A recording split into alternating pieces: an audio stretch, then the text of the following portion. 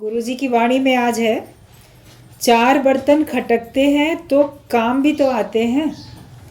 हमेशा मन ये बोलता है ना, अरे घर है, परिवार है, जहाँ चार बर्तन है वहाँ तो खटकेंगे ही खटकेंगे।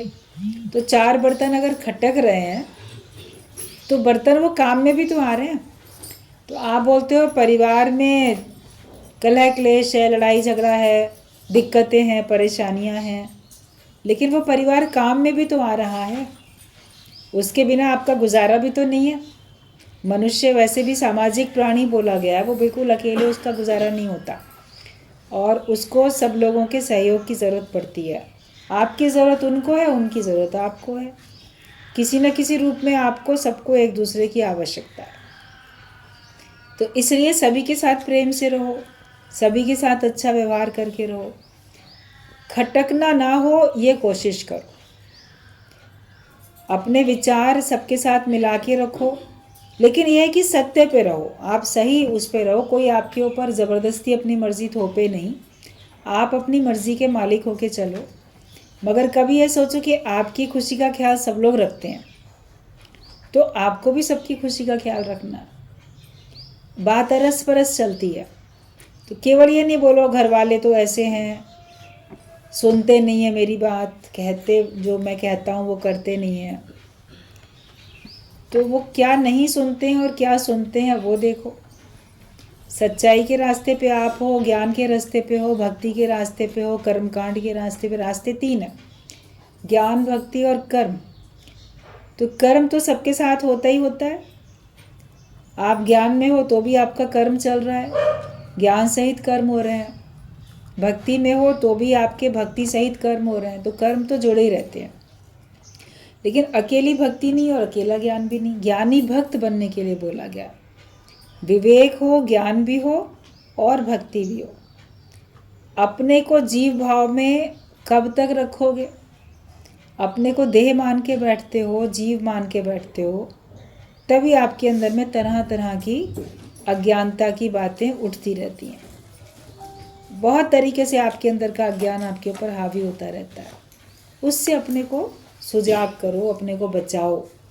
हर हालत हमको ऊंचा उठाने के लिए आती है, तो हमें उसमें ऊंचा उठ के रहना है। किसी की भी कभी भी शिकायत ना हो, ये ऐसा कि वो ऐसा। एक तिनके तक की भी निंदा नहीं हो, वो भी कभी तुम्हारे काम में आता है।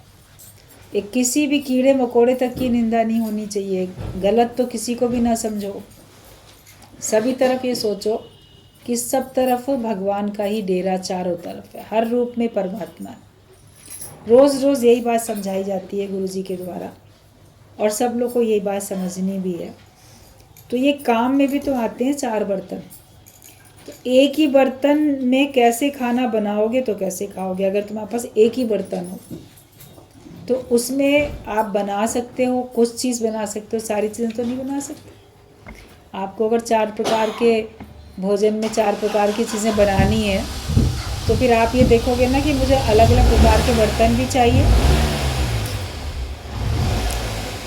कि हमें किस चीज़ के लिए किस तरह के, कभी आपको कुकर चाहिए होता है, कभी कढ़ाई चाहिए होती है, तवा चाहिए होता है, रोटी बेलने के लिए आपको अलग चीज़ चाहिए, पूरी बनाने के लिए अलग चीज़ चाहिए। अलग अलग प्रकार के बर्तन भी तो चाहिए होते हैं। खाना तो एक बनाया आपने, दाल चावल सब्ज़ी रोटी, लेकिन उसको बनाने के लिए कितने सारे बर्तन आपको अलग अलग प्रकार के चाहिए। तो एक ही अकेला एक ही बर्तन हो तो उसमें तो आप केवल परोस के ले सकते हो। एक पात्र है, आपने उसमें केवल रख लिया, समझो बना ली, बना बनाया आपको मिल गया, आपने रख लिया। एक प्लेट है या एक थाली है तो उसमें आपने बना के समझो रख लिया, बना बनाया है उसमें परोस लिया, इतना हो सकता है। लेकिन बनाओ भी और फिर खाओ भी, तो उसके लिए चार तरह के बर्तन आपको चाहिए। तो इसलिए घर में भी आपको अलग अलग तरह के, सभी तरह के लोग चाहिए। घर भी जैसे होता है, उसमें छोटे बच्चों का अपना महत्व है, जवान लोगों का अपना महत्व है, बूढ़े लोगों का अपना महत्व है। सबकी अपनी अपनी अलग अलग जगह पे ज़रूरत है। बच्चे दौड़ दौड़ के काम कर लेते हैं, जवान व्यक्ति पैसा कमा के लाता है, वो बाहर से लोगों की बचाव और सुरक्षा अपने घर वालों की कर लेता है, बाहर के लोगों से दृढ़ता से। बड़े बूढ़े लोगों के पास अनुभव होता है, वो सही समझ देते हैं, तो सबसे तो मिलके काम चलता है। तो इसलिए कभी भी किसी को कम नहीं समझो, हर चीज़ जो है उससे हमको फ़ायदा उठाना आना चाहिए, उसका सदुपयोग करना हमको आना चाहिए। तो तुम्हारे विचार कहीं पर भी मिलते नहीं हैं, इसीलिए सारे दिन झगड़ा करते रहते हो। आपके विचार नहीं मिलते इसीलिए झगड़ा करते रहते हो। घर में खटपट होती रहती है, तुम्हारे विचार सबसे मिल जाने चाहिए। कहीं पे अपने विचार दूसरों को बताओ, आपके सही होंगे तो वो लोग आपको मानेंगे, या आज सही नहीं समझ रहे हैं तो कल सही समझेंगे। एक ही विचार जो आपका ज्ञान का विचार है या भक्ति का या कर्म कांड का विचार है, तो आज वो लोग उसको सही नहीं समझ रहे हैं तो कल सही मानेंगे। क्योंकि हर एक की अपनी अपनी रुचि होती है, जिसकी जैसी रुचि होती है वो उसी हिसाब से कर्म करता है। किसी को समाज सुधार का काम या द्वैत के जितने भी ये कर्म कांड होते हैं उनको बहुत प्रभावित करते हैं, वो उसको नहीं छोड़ पाते हैं, वो वही करते हैं।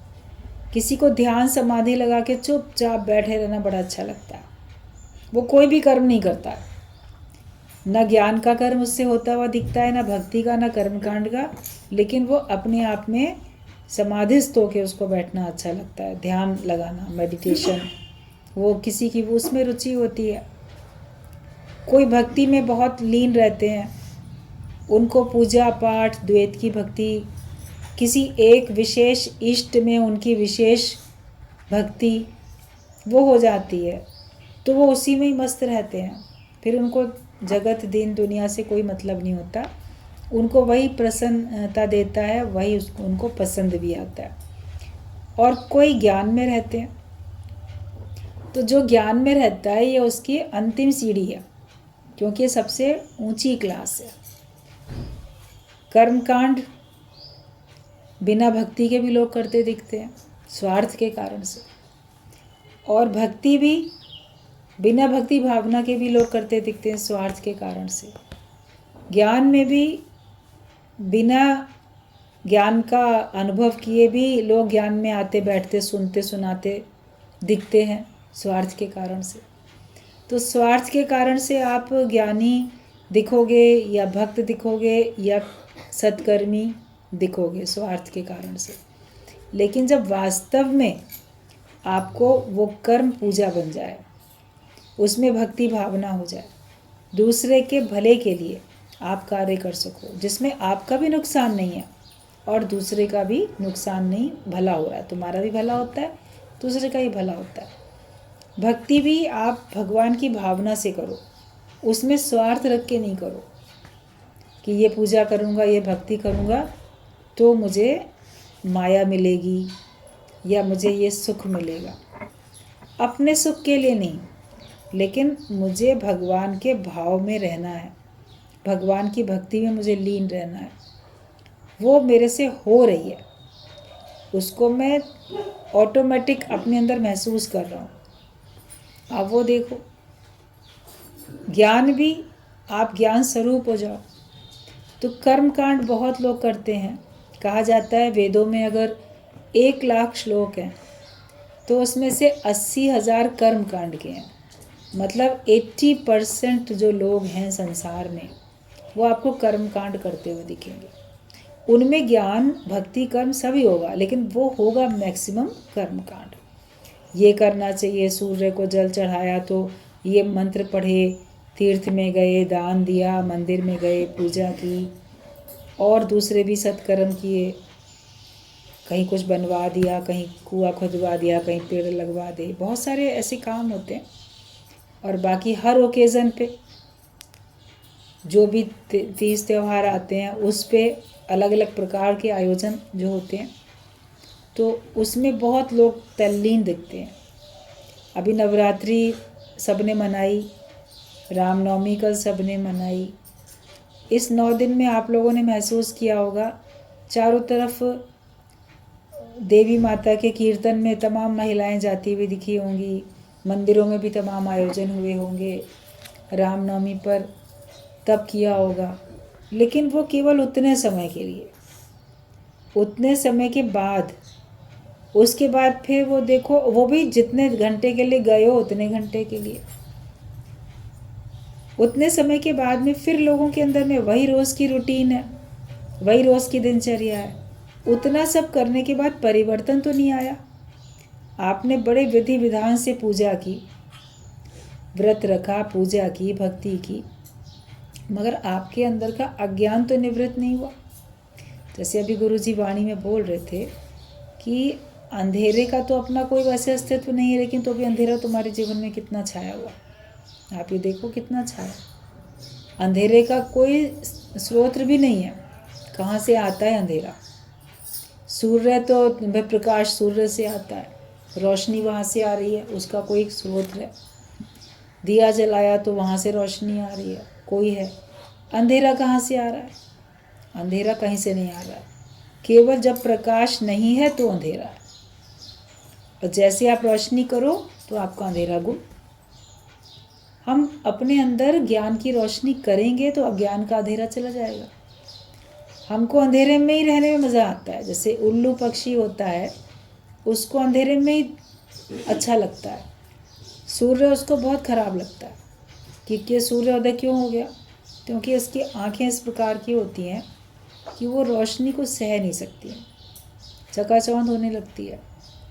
जैसे रात में आप गहरी नींद में सो रहे हो, अचानक किसी ने कमरे की लाइट खोल दी, आपकी आँख खुली और आपने खुद नहीं, मान लो एकदम से लाइट खोली, तो एक सेकंड के लिए आपकी आंखें बंद नहीं हो जाती हैं, चकाचौंध सी लगती है, फिर धीरे धीरे खोलते हो, क्योंकि इतनी देर तक आंखें बंद थी, अंधेरा था। तो फिर एकदम से तेज़ रोशनी में आपकी आंखें चौंधियाने लगती हैं। सूर्य में इतना तेज़ प्रकाश है, आप उसकी तरफ देख नहीं सकते, आपकी आंखें चकाचौंध होने लगती हैं। तो उल्लू की आंखें भगवान ने ऐसी बनाई हैं कि वो रात में देख पाता है। बहुत सारे पक्षी ऐसे हैं जो अंधेरे में देख पाते हैं, तो रात में निकलते हैं अपने शिकार करने के लिए। निशाचर होते हैं, निशा मतलब रात में विचरण करने वाला निशाचर, उसी में चलता है रात में। भूत प्रेत राक्षस भी, उनको भी निशाचर कहा जाता था कि वो अंधेरे में रात में निकलते थे, वहीं जाते थे। और चमगादड़ है, उल्लू है, बहुत सारे ऐसे पक्षी होते हैं, पशु पक्षी, अक्सर उनको अंधेरे में तेज़ दिखाई देता है तो वो वैसे जाते हैं, उनको रोशनी पसंद ही नहीं आती है। तो अज्ञानता का अंधेरा बहुत जन्म जन्म से है और वो पसंद आया। फिर ज्ञान की रोशनी कई लोगों को पसंद नहीं आती। कभी सत्संग में आके विवेक तो खुल जाता है, बुद्धि तक ठीक लगता है, लेकिन अभी पूरी तरह से अपने पे कृपा नहीं कर पाते हैं, तो अपने को पूर्ण ज्ञानी नहीं बना पाते। आज्ञा मान सदा सुख पाए, तो आप गुरु की आज्ञा मान नहीं पाते, तो आपको जो सच्चा सुख मिलना चाहिए वो सच्चा सुख नहीं मिलता। झूठे सुख को सुख कह के मन बहलाते रहो, गुरु को भी कोई फर्क नहीं पड़ेगा। ना मानो तो कोई जोर नहीं, कोई ज़बरदस्ती तो किसी को ब्रह्म ज्ञानी बना ही नहीं सकता।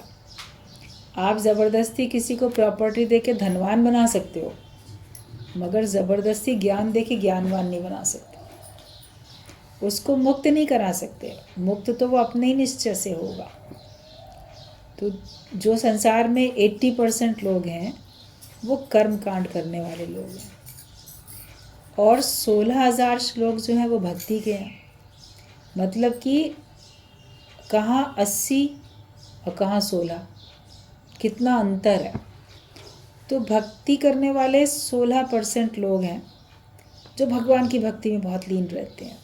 उनको बहुत सारे कर्म कांडों से मतलब नहीं होता, वो एक अपने भगवान के ध्यान में पूजा पाठ, मूर्ति की पूजा, नहलाना, भोग लगाना, जो भी उनके काम होते हैं, या वो द्वैत वाली भक्ति उनको पसंद आती है, वो उसमें लीन रहते हैं। और 4,000 श्लोक यथार्थ ज्ञान के हैं। मतलब कि 4% दुनिया में लोग ऐसे हैं जो कि यथार्थ ज्ञान में जाते हैं, यथार्थ ज्ञान को पसंद करते हैं, उसमें टिक पाते हैं। ज्ञानी इनमें सर्वश्रेष्ठ माना गया है। कर्मकांडियों से भक्त वाले श्रेष्ठ हैं, भक्ति करने वाले, भक्ति करने वालों से ज्ञानी श्रेष्ठ है और सबसे श्रेष्ठ ब्रह्म ज्ञानी है। भगवत गीता में भी भगवान ने बोला है कि ज्ञान यज्ञ जो है वो सर्वश्रेष्ठ है, ज्ञान का दान सर्वश्रेष्ठ है, यानी ज्ञान ही सर्वश्रेष्ठ है। उससे श्रेष्ठ ना तुम्हारी भक्ति है और ना तुम्हारा कर्म है। लेकिन कर्म और भक्ति को आप छोड़ नहीं सकते, उसके सहित आप अपना व्यवहार करते हो। इसीलिए भगवान ने भगवत गीता में हर जगह बोला ज्ञानी भक्त। भक्त मतलब क्या? भगवान के अस्तित्व को मानने वाला और उसके आगे नतमस्तक होने वाला, नम्रता करने वाला, वो भगवान का भक्त होता है। वरना अगर भक्ति नहीं होगी तो आपको अपने ज्ञान का अभिमान आ जाएगा, मैं बड़ा ज्ञानी, और भक्ति है ही नहीं तो आप किसी के आगे झुकोगे नहीं। भक्ति तो आपको नम्रता में लाती है। भक्ति में दास से भाव आता है, सेवा का भाव आता है। और जब तक आपके अंदर में ये भाव नहीं होगा तो आप पूर्ण नहीं बन सकते, वरना अहंकारी बनोगे तो फिर गिरोगे जाके। अपने अहंकार को पहचानो, अपने अंदर ज्ञान पक्का करो और ज्ञान सहित आपकी भक्ति, ज्ञान सहित आपका कर्म होना चाहिए। अंधविश्वास में नहीं जियो। बहुत पूजा पाठ करते लोग हमको दिखाई देते हैं, आप सबको दिखाई देते हैं, बहुत अंधविश्वास में जीते हैं। ज्ञान नहीं है लेकिन बस ऐसे ही जाते हैं। अननेसेसरी की मंदिरों में भीड़ लगा लेंगे, इस ओकेज़न पे तो मुझे ऐसा करना ही करना है, मेरे हाथ से ऐसा बस हो गया ना, शंकर भगवान के ऊपर मैंने कोई जल और पत्ते चढ़ा दिए सावन के सोमवार में, तो बस तभी मेरी मनोकामना पूर्ण होगी और तभी भगवान स्वीकार करेंगे। ऐसा कर दिया तो ऐसा होगा, नहीं कर पाया तो नहीं होगा। तो ये व्यर्थ की बातें हैं। भले आप जाओ करो, सभी जगह भगवान है। हर मंदिर में जो भी मूर्तियाँ रखी जाती हैं प्राण प्रतिष्ठा करके ही रखी जाती हैं, छोटे मंदिर हैं चाहे बड़े मंदिर हैं। जिस मंदिर की मान्यता बहुत है वहाँ आप जाते हो तो मान्यता है, क्या आपको कोई मन्नत मांगनी है वहाँ जाके जो आप वहीं चले जा रहे। अगर भक्ति है आपके अंदर में तो भक्ति में वो शक्ति है, भगवान को भी खींच के ले आती है। पत्थर से भी भगवान प्रकट हो जाते हैं, भक्ति में वो शक्ति है ना। अपनी भक्ति को इतना बढ़ाओ कि तुम जहाँ रहो भगवान तुम्हारे लिए वहाँ प्रकट हो जाए। प्रहलाद के लिए जलते हुए खंभे में से भगवान प्रकट हो गया, कहीं पत्थर में से प्रकट हो गया, कहीं कैसे प्रकट हुआ। तुम्हारे लिए भगवान क्यों नहीं प्रकट होता है? क्योंकि अभी भक्ति तुम्हारी अधूरी है, अभी निश्चय तुम्हारा अधूरा है। उसको हमें और बढ़ाते जाना है, सर्वश्रेष्ठ बनाते जाओ। भगवान ने अपने को लीन कर दो, मैं नहीं बचूं। मैं बची हुई है हमारी, मैं अलग हूँ, भगवान अलग है। तो इस भेद को हमें ख़त्म करना, इतना ज्ञान पक्का करें कि यह भेद हमारे अंदर से खत्म हो जाए। भेद कुछ ना रह गया बिकने और खरीदार में। थोड़ी मेहनत करनी पड़ेगी, आधी सीढ़ियाँ आप चढ़ आए हो, आगे आधी और चढ़नी है। 2 तैराक थे मित्र, सोचा नदी बहुत चौड़ी है, चलो तैर के पार करते हैं। तैरने लगे, 20 रास्ते तक पहुँचे तो एक कहता है मैं तो बहुत थक गया, मैं अब आगे और नहीं तैर पाऊँगा, मैं तो वापस जा रहा हूँ। वो कहता है अरे आधा आ गए हो, आगे आगे ही चलो, पहुँच जाएंगे। एक लगेगा हमने रिकॉर्ड बनाया, चलो हमने तैर के इतनी चौड़ी नदी पार की। नहीं नहीं, मैं बिल्कुल नहीं जा सकता आगे। निराश हो गया, हिम्मत हार दी, वो मुड़ गया वापस। उसने कहा मैं तो आगे जाऊँगा, वो आगे चला गया। अब बीच रास्ते में दोनों ने बीच धार में जाके ये निर्णय लिया, एक आगे बढ़ा, उस किनारे तक पहुंच गया, दूसरा पीछे तैरा तो वो पहले वाले अपने जहाँ से शुरू किया था उस किनारे पहुँचे तो दोनों उसी किनारे पे। और दोनों को अपने अपने किनारे पे जाने के लिए बराबर तो मेहनत करनी पड़ी, तैरना तो पड़ा। अब बीच रास्ते में नदी की धार में हो तो वहाँ से किनारे जाने में तैर के तो जाओगे। जो मेहनत वापस आने में की वही मेहनत आगे बढ़ने में भी की जा सकती थी, मगर वो समझ नहीं आई। हम नहीं कर पाएंगे, हम इतना त्याग नहीं कर सकते, हम इतनी तपस्या नहीं कर सकते, हम इतना वैराग्य नहीं ले सकते। अपने से हिम्मत हार देते हैं तो वापस अज्ञानी बन जाते हो, या जहाँ तक स्थिति थी वहीं तक रहती है। भाई वो लोग पहले वाले किनारे पे तो थे ही ना, वहीं रहे, आगे थोड़ी ना चले गए। अगला जो उस किनारे पहुँच गया उसको खुशी, देखो मैंने तैर के पार कर ली। तो जीतने की खुशी होनी चाहिए अपनी लाइफ में। एक उद्देश्य रखो कि मुझे उसको प्राप्त करना है।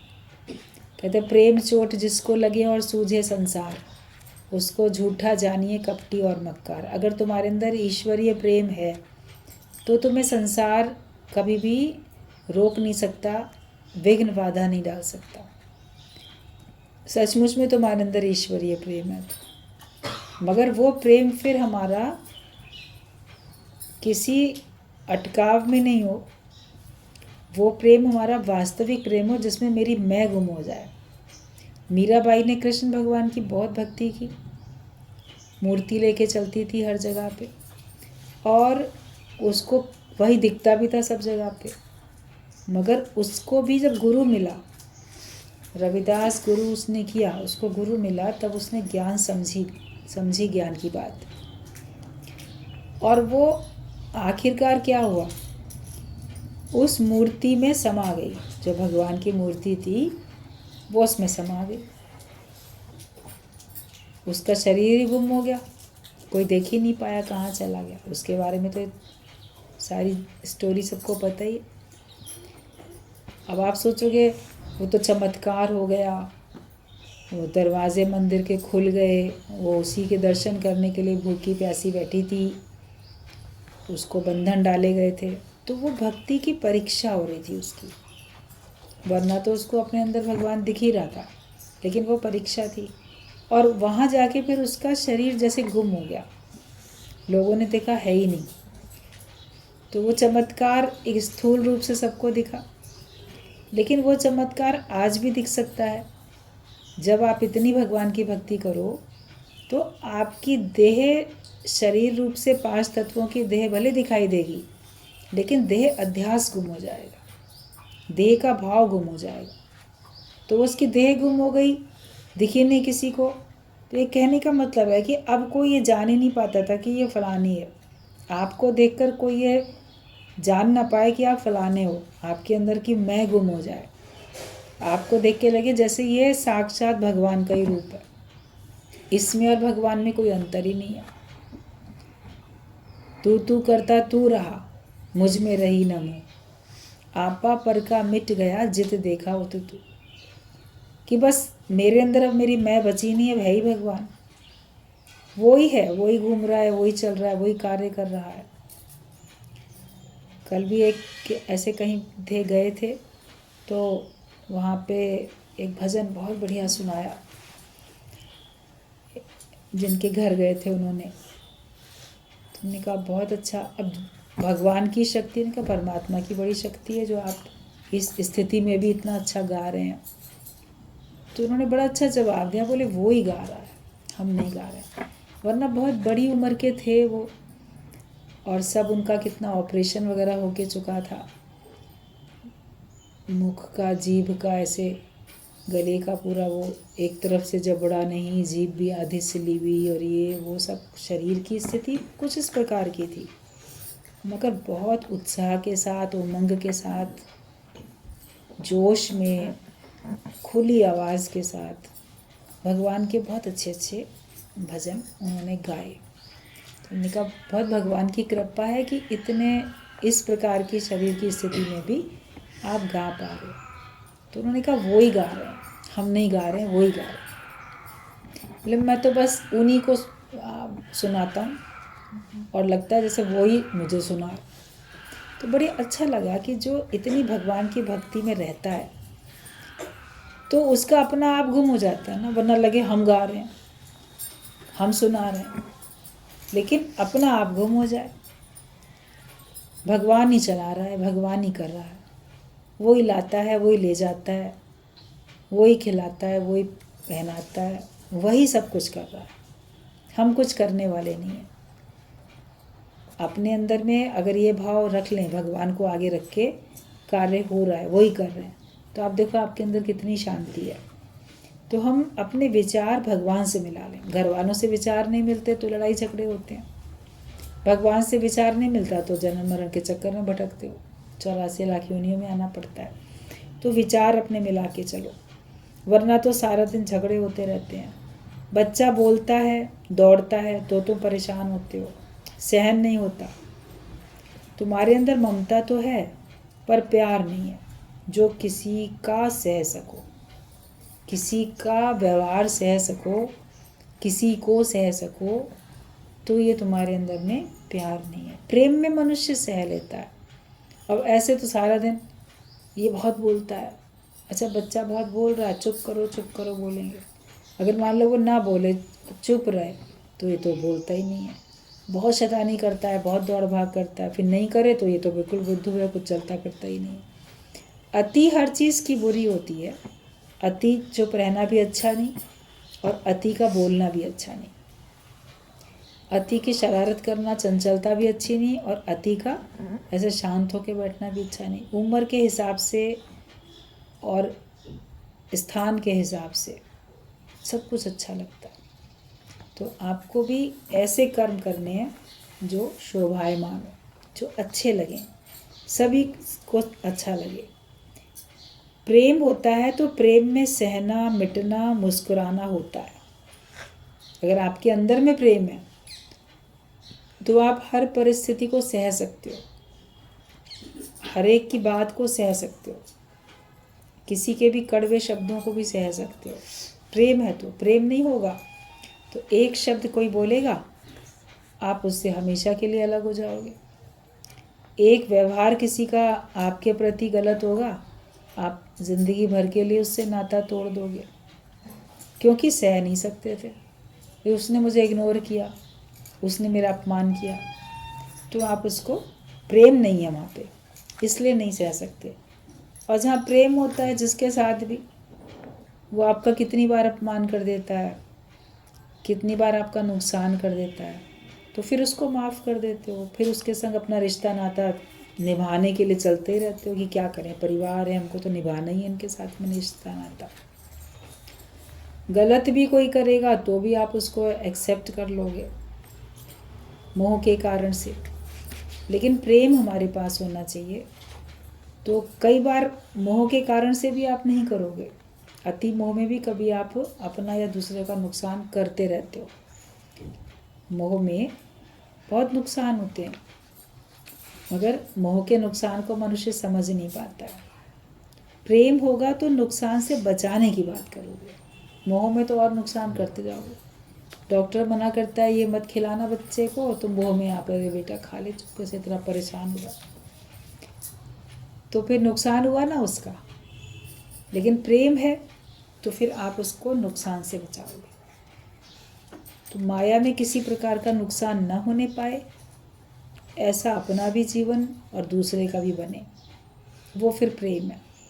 प्रेम के कारण ही कोई किसी को रोकता टोकता है, प्रेम के कारण ही कोई किसी के को बड़े नुकसान से होने से बचाने के लिए सलाह देता है। तो प्रेम में सहना भी होता है, मिटना भी होता है, मुस्कुराना भी होता है।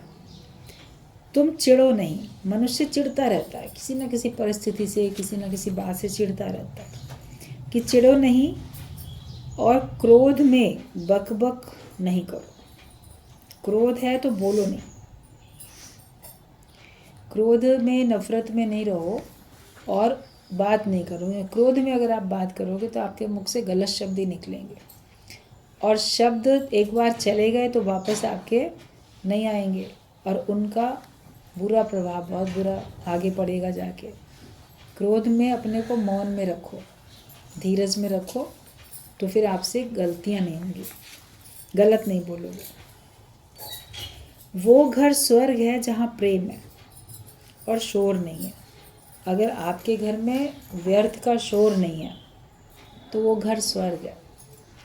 कभी आप इसीलिए चुप रहते हो कि घर में बहुत कलह क्लेश हो जाएगी, शोर मच जाएगा। तो गुरुजी का कहना होता था कि तूफान के बाद गहरी शांति भी आती है। सत्य की राह में बढ़ने के लिए आप अज्ञानता में हो तो ज़रूर आपको मौन में रह के ऐसा ही करना चाहिए कि कलह क्लेश ना हो।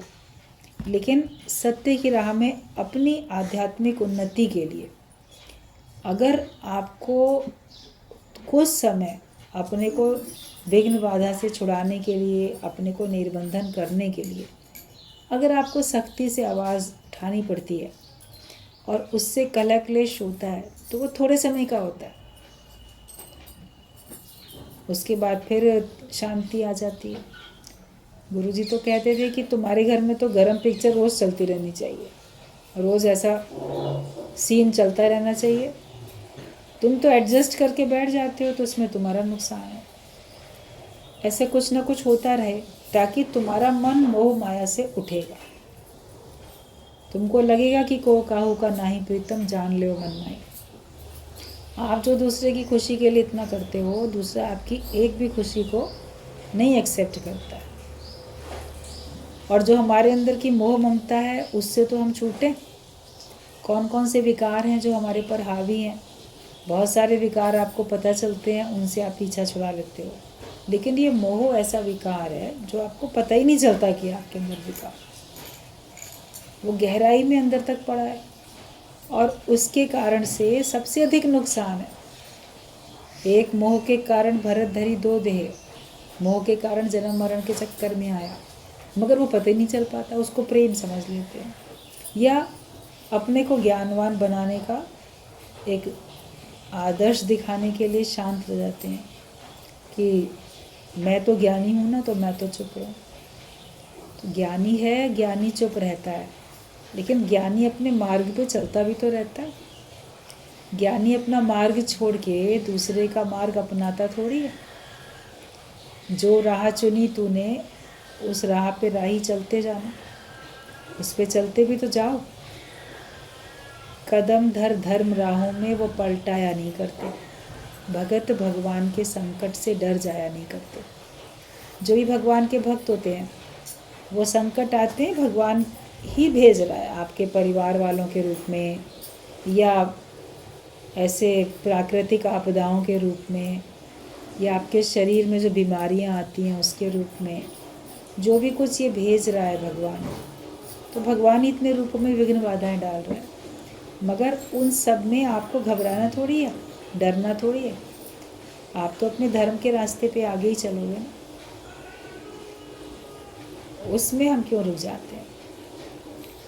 अपने को पूर्ण ज्ञानी बनाने के लिए बिल्कुल कमर कस के तैयार हो जाओ कि इसी जन्म में ही प्रभु को पाके रहना है, इसी जन्म में मुक्त होना है। आप तो दूसरे जन्म की कामना करते हो, कोई बात नहीं, दूसरा जन्म ले लेंगे, फिर ऐसा कर लेंगे, फिर वैसा कर लेंगे। मगर ये क्यों नहीं ठानते हो कि हमें दूसरा जन्म लेना ही ना पड़े? इतना ज्ञान पक्का कर लेंगे कि हम दूसरा जन्म ही नहीं लेंगे। अपने से मेहनत होनी चाहिए। जब तक अपने से मेहनत नहीं करोगे, तब तक तुम्हारा कौन उद्धार कर पाएगा? जो पीने से मुख मोड़े उसे कौन पिलाए? तो कृपा करो सब लोग अपने आप पे। पूजा पाठ तो बहुत करते रहते हो, कर्मकांड भी बहुत करते हो, भक्ति की, द्वैत की भक्ति भी बहुत करते हो, लेकिन ब्रह्म ज्ञान की क्लास में आके यहाँ पे पास होने का अपना एक संकल्प कर लो कि मुझे आवागमन के चक्कर से छुटकारा पाना। और भक्ति की पराकाष्ठा भी यही है। कर्मकांड की पराकाष्ठा भी, भक्ति की भी और ज्ञान की भी, तीनों की मंजिल एक है। मगर भक्ति में भी आप एक कदम ऊंचे तो उठोगे, कर्मकांड में भी तो ऊंचे उठोगे, ज्ञान में ऊंचे उठोगे। जब ज्ञान सहित आपका सब कुछ होगा, भक्ति और कर्म, तभी हमको मुक्ति मिलेगी। अपना लक्ष्य ऊंचा रखो। जहाँ तक पहुँच गए हो, ईश्वर को धन्यवाद दो। जहाँ तक स्थिति बन गई है, धन्यवाद दो। और उससे ऊंचे उठने के लिए पुरुषार्थी बन के पुरुषार्थ करो। अपने से सबको मेहनत करनी है। मेहनत में सब लोग बहुत ढीले हो। अब देखें कौन कितना हमको पास होके दिखाता है।